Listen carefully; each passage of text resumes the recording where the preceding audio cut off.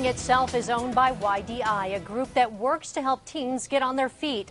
This weekend, the building was used to help teens party. The city says the place was a fire trap. News 13's Jeff Todd is live downtown with the details. Yeah, Jess, since this summer, there have been 4 illegal raves shut down by the city, and this most recent one, like the one before it, was filled with scantily clad teens and many fire code violations. Friday night outside the Wool Warehouse, which is owned by the nonprofit company Youth Development Incorporated, officers staked out what they're calling a large rave. It was a dangerous situation. Had a fire broke out in this building, we could have had a large loss of life.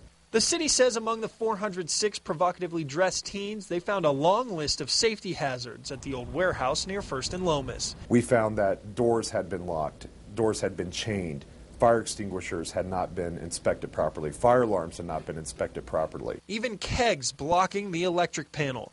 Cops, firefighters, and inspectors raided the party, but they didn't find any drugs or alcohol. But the city could charge this promoter, 27-year-old Chris Myers, for inciting a riot. This is Myers from an old mugshot. He's been arrested for drug dealing and DWI in the past. He took the stage and told the whole crowd that the city of Albuquerque was unfairly closing his rave and encouraged everyone to stay and protest.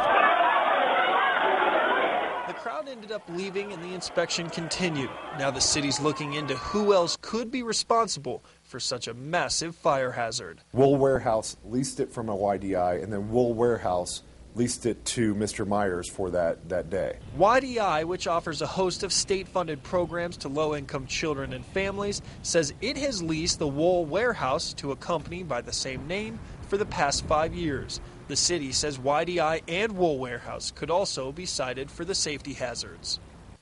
Now today we talked to a guy named Ted Garcia. He operates the company that leases that ballroom from YDI, and he said he takes full responsibility because he simply forgot to get the most recent fire inspection, but he also said it's not that big a deal. His staff told him that there were only about 200 people at the event, not the 400 that the city counted. Jess, back to you.